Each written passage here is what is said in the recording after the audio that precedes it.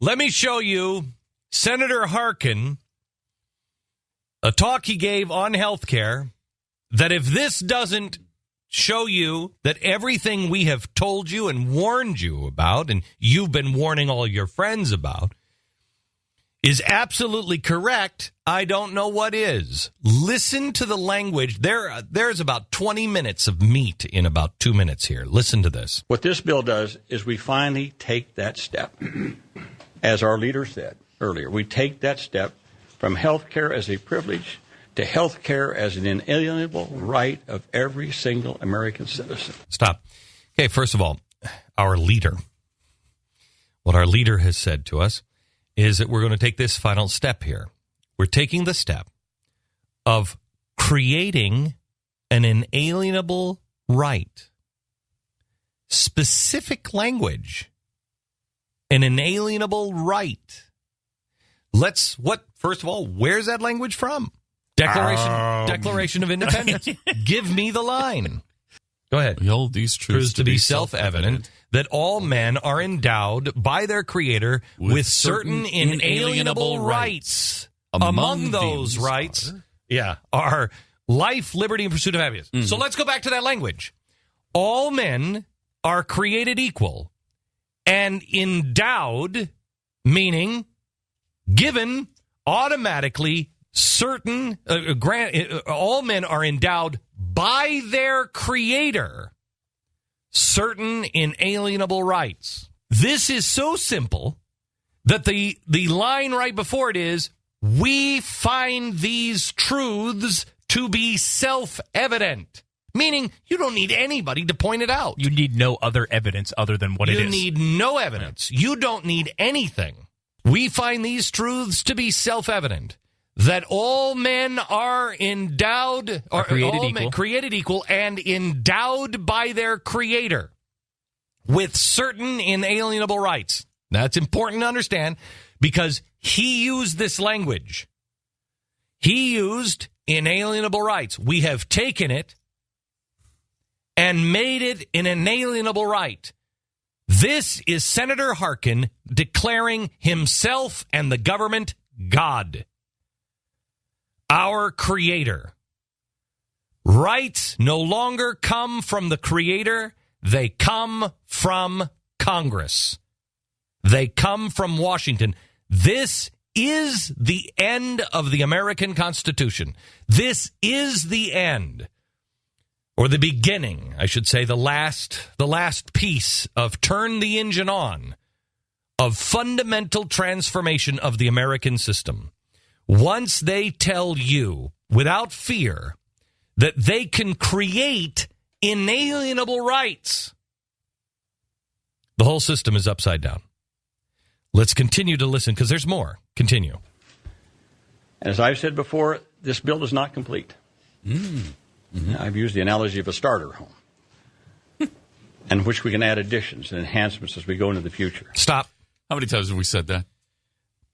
How many times have I told you? Now, listen, what we've got here in one statement is almost everything that we said last year true.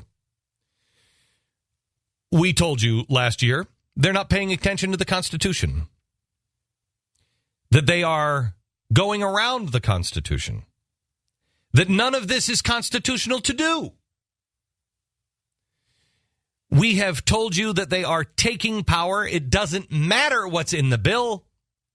What matters is the structure. They must change the structure, and then they'll do whatever they want. This is what he has just said. We create rights, not God. We give man. Listen, this is why this is important. Man is endowed by certain inalienable rights by the Creator. If that is not true, then your right to free speech, your right to carry a gun, to protect yourself, to the Fifth Amendment, to reasonable search, to all rights that you have that are protected in the Constitution, God, which is now Washington, the God of rights, those that can create rights, can also deem other rights not good enough for you.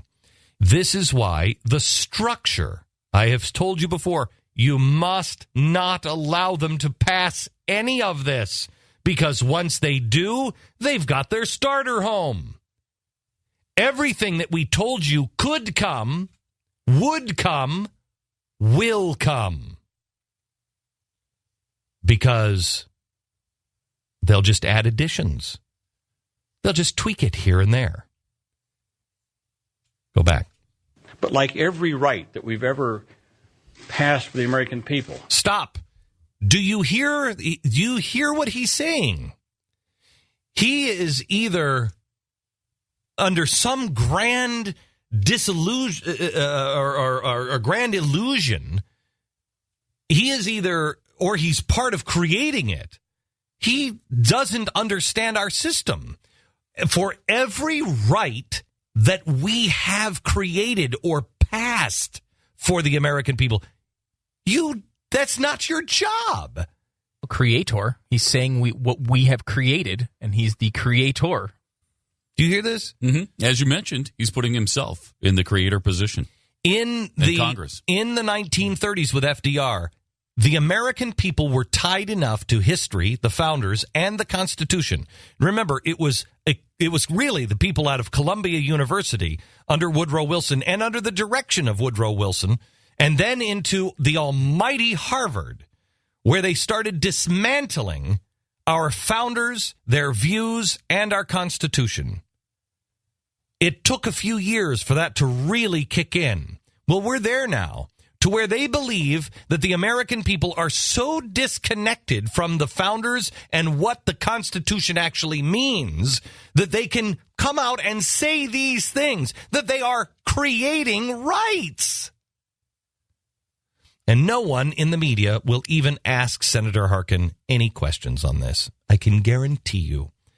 If they do, it'll be one, he'll dismiss it, he'll give it some flippant answer, and he'll move on.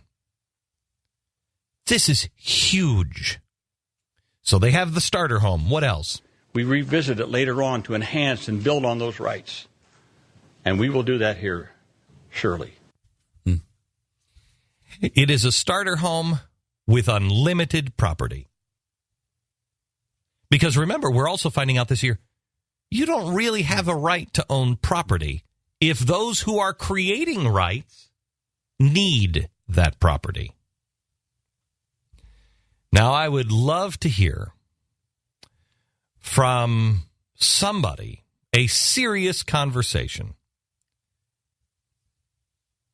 how that's not accurate. How what I just said to you is some sort of a conspiracy. When you have a senator who has taken an oath to protect the Constitution, and yet he doesn't even seem to understand the Constitution. When you have a senator who believes that he has the power to create rights wholesale, and then not only create the right, but have it. There are different kinds of rights. There are starter rights that later transform into new rights. Bigger rights, more powerful rights. Whoa.